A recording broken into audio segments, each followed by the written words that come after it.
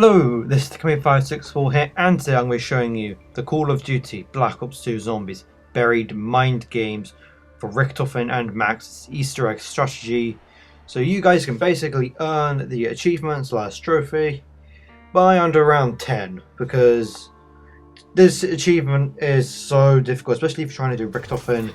So I want to try and give you the benefits, because it's not as easy as you think. Especially, well, both sides are difficult, but this is where I come to show you what we did out my group in order to complete the Easter egg. So let me show you what you have to do for the Easter egg. So what you're going to need if you're going to do Rictofen is 4 players and a lot of money in the bank, because you'll find out later on. But anyways, once you've done this, you've got loads of money in the bank, 4 players, you'll get a quote instantly from Rictofen at the start of the game. Samuel? Samuel Stulingen? What? Oh no, not again! I'm a little short. Calm yourself, Samuel. We're all friends here, are we not? Not really. Me and Russman are buddies, but I hate that girl with a passion. We have no time for such petty rivalries, my friend. I fear that Maxis may manipulate your companions into following his orders. You can be a very convincing liar. Double points. For now, you must focus on only gaining control of the tower above ground. It is more important than you can possibly imagine. So, no pressure then? The components necessary to build an energy conduit to power the tower can all be sourced from this location. When you find them, you must ensure that they are not used to help Maxis. So what you're going to do for step number 1 is you're going to withdraw 15,000 to 25,000, as you're going to need, you're still going to need a lot more money in the bank later on for the Easter egg, but 15,000 will probably be the maximum you're probably going to need, but 25 is in case of any emergencies, like you don't get it whatsoever. Now for step number 2, you're going to need to get the time bomb and the paralyzer. Make sure you have the box locked down so you can get it really easily. And by the way, anyone can get the equipment. So what you're going to do for step number 3 is you're going to build the guillotine. And the guillotine can be located right by the saloon and gunsmith. So there are 4 pieces which are needed for it, which is the dish, which can be located at the saloon, just on top. The crystal can be located inside the mines. The coil of wire can be located in the bank. And the antenna can be located at the barn. And then once you do, you put that all inside the guillotine, you'll get a quote from Rictofen. You are approaching the climactic moment. Oh, it feels good, yeah. So we're going to do for step number 4 is you've got to power the orbs using the paralyzer, which is completely different from Max, where you've got to destroy them. But nevertheless, what you got to do for this is you've got to power them, and the orb locations are at the saloon. The second one can be located in the mines. The third one can be located by the church, just if you turn to your left before your entry. And then the fourth one is by the maze, or the ghost house. And then once you do that, you can move on to the next step, which is to collect the lantern and then power it with ghost souls. So to get this, you're going to need to get it down with explosive weapons, personally the grenades, as they are much easier to use. So what you're going to do is you're going to pick up the lantern, and once you pick it up, you're going to go towards the ghost house, as this, as Rictofen wants. So he basically wants you to get energy, so you use the lantern and ghost souls in order for this to work. And so people basically can't buy double tap in order for this to work. But for me personally, I would just go around the ghost house and come back through. It's basically one of the simplest ways. And basically, you'll just continue through a lot of zombie ghosts. And then once you finally complete it, you'll get a quote from Rictofen. Now the lantern is full of juice. Carpenter! Oh! You must use its power to show you the way. So sorry, I'm being cryptic again. Basically, I'm telling you to go shine its light on stuff. What you're going to do now is you've got to decode the message. But first of all, you've got to place the lantern on this little place here, and then get a quote from Rictofen. Oh, this talk of energy is so vague, yeah? It's best not to worry about it. Just think of the big ones. Positive, negative, north, south, light and dark, good and evil. Anyway, cheer up, it's all good. You just need to smear the right area with some fresh zombie blood. So now you're going to come across this bunch of patterns, really, which probably will make no sense to you probably until now. So this is a tic-tac-toe board, and the best way to decipher it is in the top right hand of the corner. That will explain you everything about the code. But what you're really looking for is B, C, D, G, and J. That's all you need. And that is for the first letters of each column, which will definitely help you out when trying to do this. And then what you're going to do after that is you're going to try and what's it called?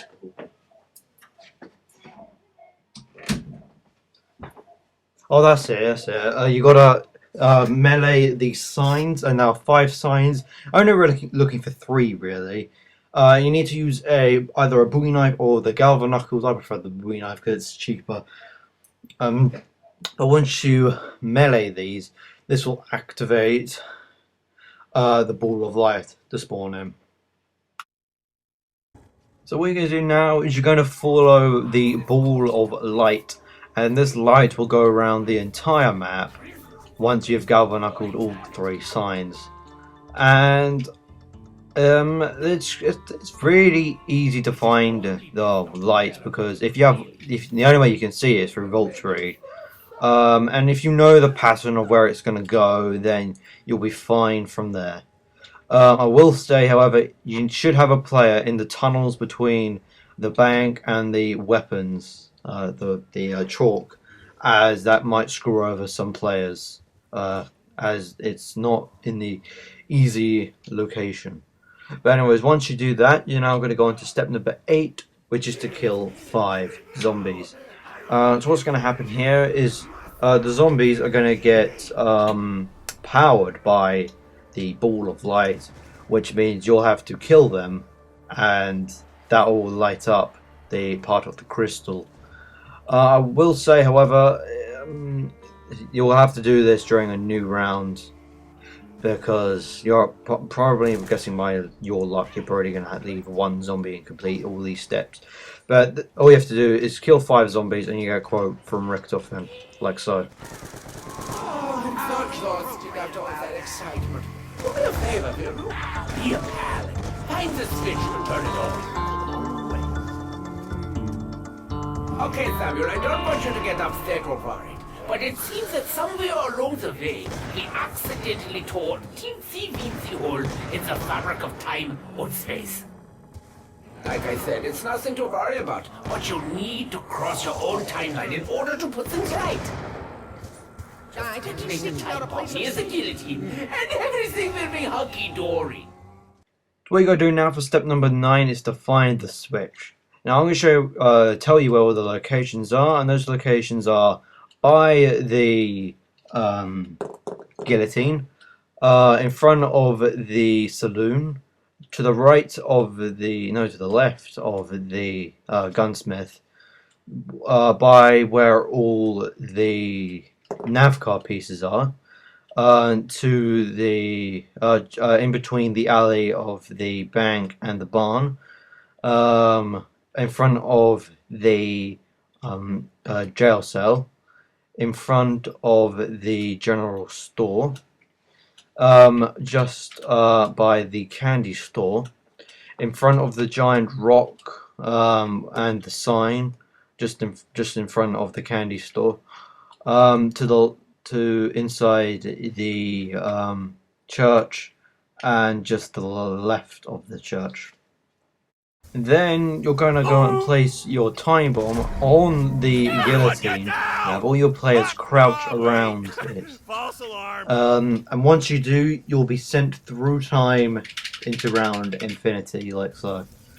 And once you do this, this is where things start to get interesting. This is where now what I've explained, and now where the body locations could be. And there's only 4 bodies, and they will randomize depending on where they are. So don't suspect they're always going to be in the same place the first time.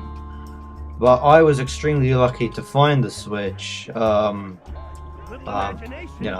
like on, I think it was our second try, we tried to get the switch, so we was lucky to get it. Once you do that, you will try and survive the infinity, and then you'll come back to normal. You'll come back to the normal round, and then you'll place the switch onto the guillotine. You get a quote from Rictofen. So many puzzles, so many games. Where do they come from? Ooh, that's the ghost. Maxis does this all the time, you know. You're not the first. He will push you as far as he can, following his own ridiculous rules, only to cast you aside like used disuse. I won't do that to you, Sam. Insta-kill! I do too much! Now be a good boy and run along to the maze. Just for a quick update, if you do fail this step, what you can easily do is use the Z drop, which is the money, and you can get Leroy to change it for a max ammo, which means you can do it in the same round. What you're going to do for step number 10 is now you've got to find the correct code. Now, I must say, this is one of the more annoying steps to the Easter egg. Not the hardest, just the annoying part. So there are these switches, and just to let you know, the yellow switch can be spawned in that hedge right by the, just in between the maze, where the fountain is. And so this is what we did for the step 1. For take 1, we all switched our switches, and we all wanted to see what we got. And so what happened is we got a red sparked and blue sparked, I believe, letting us know that red and blue were first and third. And just like a quick note, they'll only spark once you've activated you've activated a code. And so anyways, what you do for stake 2 is then what we did was we then found the code, and you'll get a quote from Rictofen again. Ah, I'm so proud of you! We are inching ever closer to our goal. Many inches. Oh, do you ever wish for something so hard that you think you're going to burst if you don't get it? Well, today all our wishes are going to come true. Just take all your hard-earned pennies along to the fountain. So what you're going to need is 4 players to be able to hear him, and that's it. And once you start the game, you'll instantly get a quote from Maxis. Attention, my corporeal friends. You can hear me, yes? Our journey inches ever closer to its conclusion. This location represents a final piece of a puzzle beyond the comprehension of your mortal minds. With your help, we heal the Earth. Energy from the ether is at its strongest this close to the rift. You must harness this energy in order to power the tower seen from this vantage point. In order to achieve our goal, you must venture beneath the surface. I will endeavor to monitor and advise on your progress. But you must remain vigilant. Rictofen will stop at nothing to achieve his psychotic goals.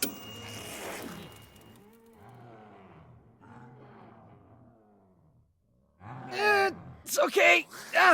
Don't worry. I'm not hurt badly.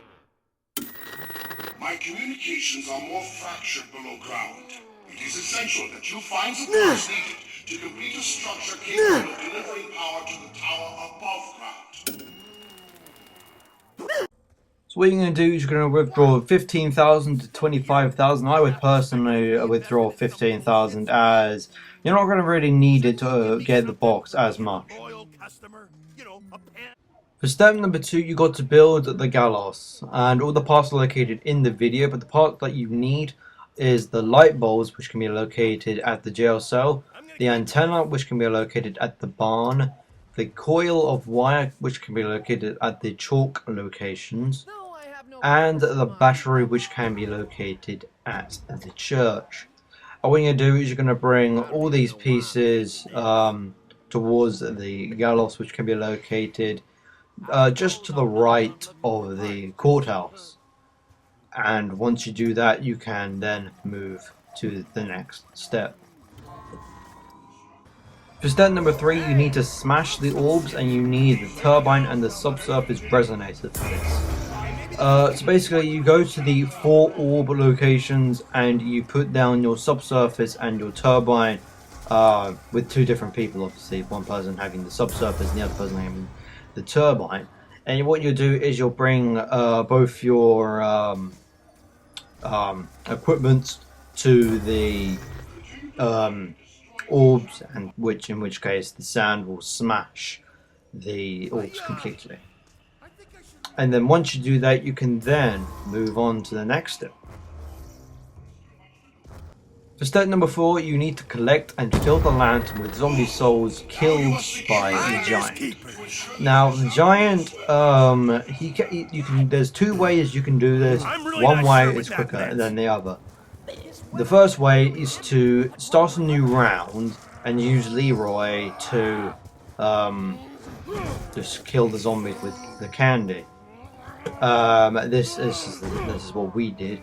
Or what you can do is, using the one zombie that you have, you will use Leroy to keep, like running into him, like not with make him follow you and you knife him and he'll go towards you and kill the zombie and make him respawn.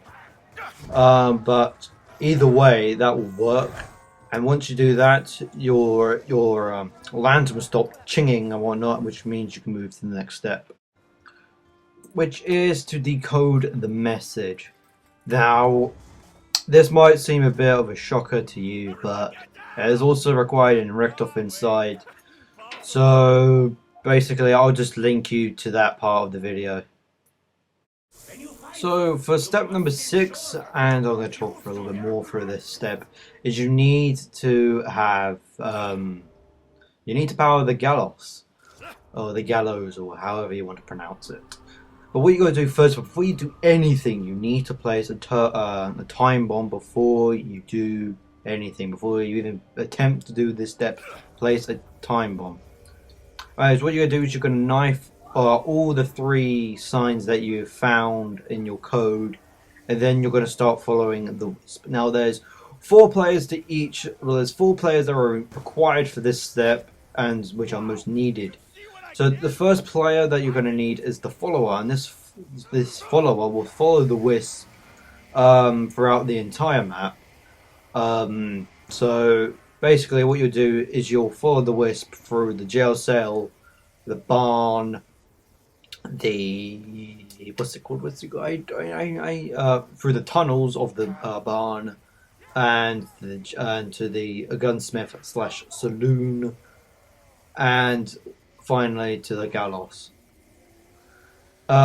He's got pretty much one of the easy steps, because all we have to do is follow it, and that's it. Some people I don't know whether they actually need to follow it, but you don't really need 3 players to train, so at least one person can follow the wisp at all times. And he has a very important job, because if you have the time bomb, you should definitely have him. You should basically just follow it. So for player number 2, he needs to do a train by the jail cell and the general store. Now, before I say anything else, you need to do this by round 3 to 4, mainly because that's where loads of zombies will start spawning in. And as you can see, the follower and the wisp will start coming through, and that will power.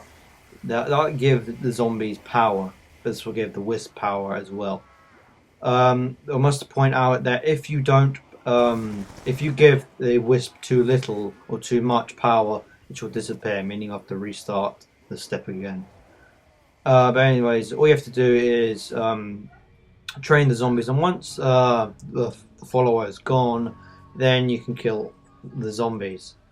For the third player has to camp by and train by the barn.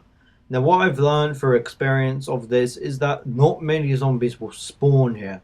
Only an occasional 1 or 2 will spawn, which then this actually just gives the player a chance to survive here and train, because it's not an ideal place to train. There's not much to train anyway, and since you're like such low rounds, this will definitely help the players out. Also, you should stay close to the like the tunnels slash barn area. This is so like zombies can spawn at the tunnels as well, which gives the wisp more of a chance to survive, basically, like survive all its journey to the wisp and the Gallows. So the wisp has to get to Gallows, needs all the power it can.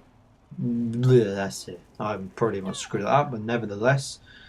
And I think once you get that, you can do the fourth player, which is at the saloon, and he's got basically the easiest training spots of them all. So if you got quite a newbie but not so newbie player, he can go here. It's got more of an open area.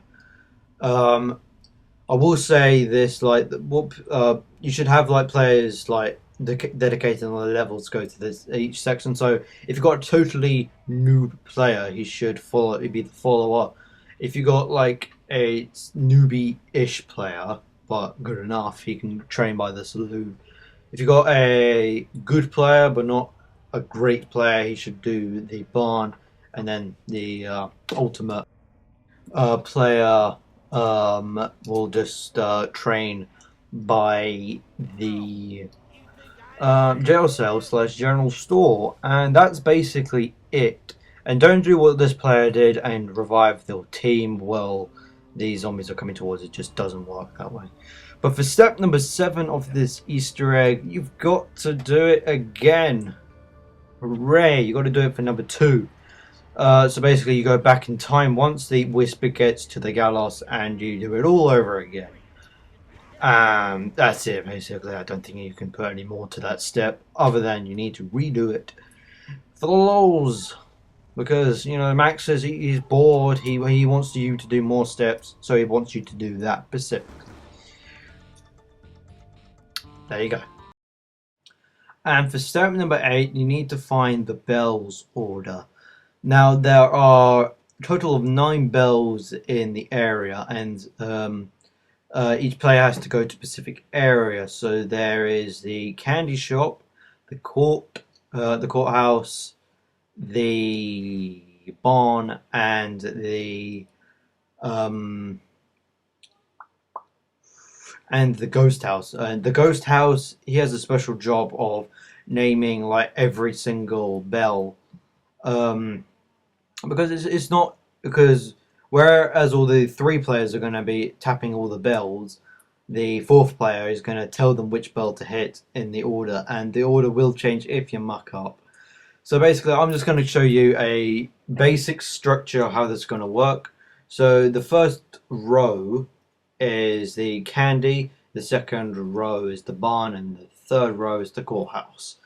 And what you're going to do is you would mention each type. Like, so if it was candy middle, you would say player's name, do middle, and then they'll press the middle button. And basically what you do before this is you would basically say, like, you would have all players, like, you start off with the candy person and say find top, middle, and the bottom bell, and then you do the barn, and then the courthouse person or people, and then you would start you'll pull the lever, and then you would do that step. And this is one of the more easier steps compared to Rictofen Maxis, which is really helpful. So you've come to the final step. This is step either number 9 or step number 11, depending on which side you've just come from. But this is the most frustrating step of them all. And there you have to hit every single target, every person has to hit every target, and it sucks like hell.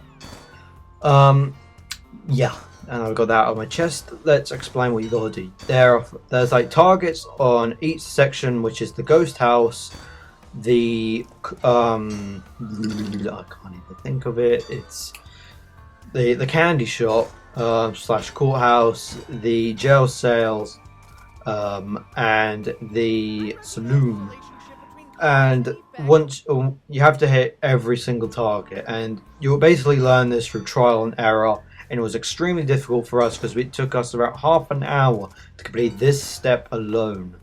Everything else took around an hour.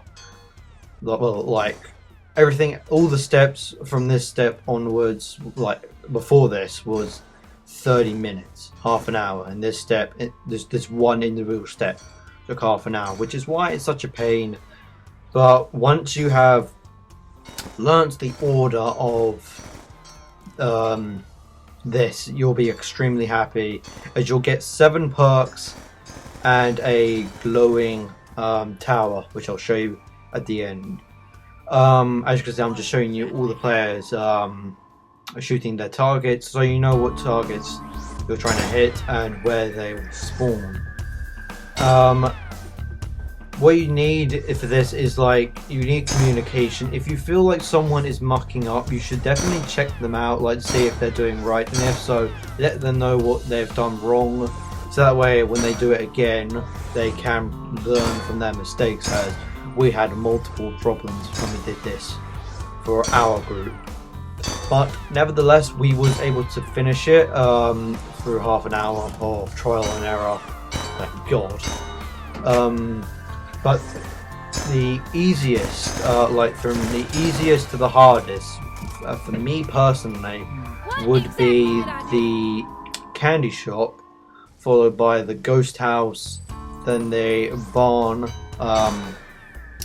slash jail, then the ghost house. Because the ghost house, you can't see where the targets are if you have it in pitch black, and you must also get confused with the witch, the ghost, so that might really suck for you.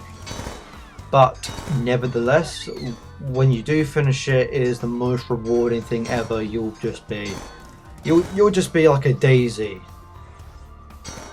Why, I don't know, but you'll just feel happy that you've done the hardest step of them all, and your whole group has done it.